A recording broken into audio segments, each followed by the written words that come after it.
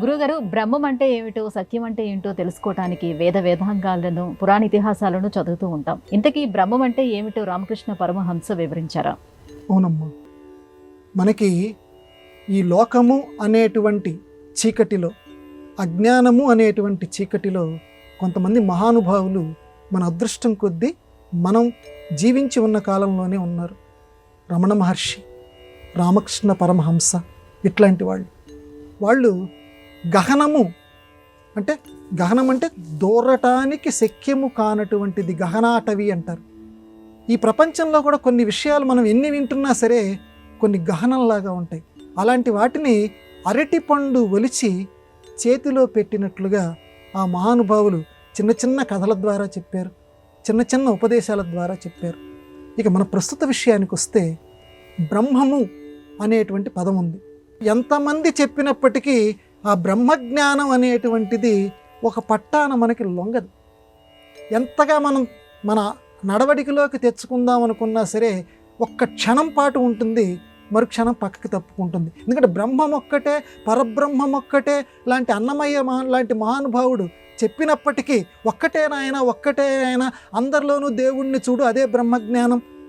కాబట్టి రాజు నిద్రించే నిద్ర ఈయన ఒకటే, బంటు నిద్రించే నిద్ర ఒకటే, ఇద్దరూ కలిసి ఒకే చోట చనిపోతారా, వాళ్ళు ఆ భూమిలో పాతి పెడతారా ఇద్దరిని, అందరూ ఒకటేరా అని పాపం చాలా తేలిక మాటల్లో చెప్పారు. ఎంత చెప్పినప్పటికీ మనకు మిగిలిపోతుంటుంది. రామకృష్ణ పరమహంస కూడా బ్రహ్మం గురించి చక్కగా చెప్పాడు. శిష్యుల్ని పిలిచాడు, ఒరే మీకు ఇంతకాలం బట్టి రకరకాల వేదాంగాలు చదువుకున్నారు కదా, మీరు బ్రహ్మం అంటే ఏమిటో చెప్పండి రా అన్నాడు. అందరూ తాము చదువుకున్నటువంటి పుస్తకాల్లో నుంచి ఉన్నటువంటి వాక్యాలన్నింటినీ వెళ్ళవేశారు. బ్రహ్మం ఇది, ఇదం బ్రహ్మం ఇలా చెప్పి ఇలాగ కొన్ని సూత్రాలు ఉన్నాయి, ఆ సూత్రాలన్నీ చెప్పారు. ఒక్కతను మాట్లాడకుండా కూర్చున్నాడు శిష్యుడు. ఇట్లా రానా అన్న అన్నాడు రామకృష్ణ పరమహంస. అందరూ మాట్లాడారు, నువ్వేమిట్రా బ్రహ్మం అంటే ఏమిటి మాట్లాడటం లేదు, మౌనంగా ఉన్నాడు. మీకు తెలియదా స్వామి అని. విన్నారా ఇప్పుడు వీడు ఎందుకు మాట్లాడటంలో తెలుసా? బ్రహ్మం అంటే మౌనంగా అనుభవించదగినది. ఎంత గొప్ప నిర్వచనం ఇచ్చాడో చూడండి. అది మాటలకి అందనటువంటిది, వాక్కులకి అందనటువంటిది. ఏతో వాచా నివర్తంతే సప్రాప్య మనసా సహా, ఉపనిషత్తు చెప్తుందమ్మా.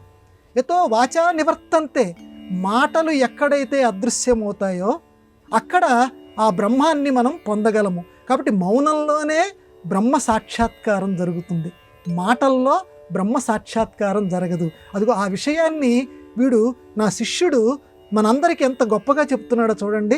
ఇది నేర్చుకోండి మీరు, మౌనంలోనే బ్రహ్మజ్ఞానాన్ని పొందండి, మౌనంలోనే ఆ పరబ్రహ్మ ఆనందాన్ని కూడా, ఆ బ్రహ్మానందాన్ని మీరు పొందండి. ఇది ఉపదేశం అని చెప్పారట రామకృష్ణ పరమహంస.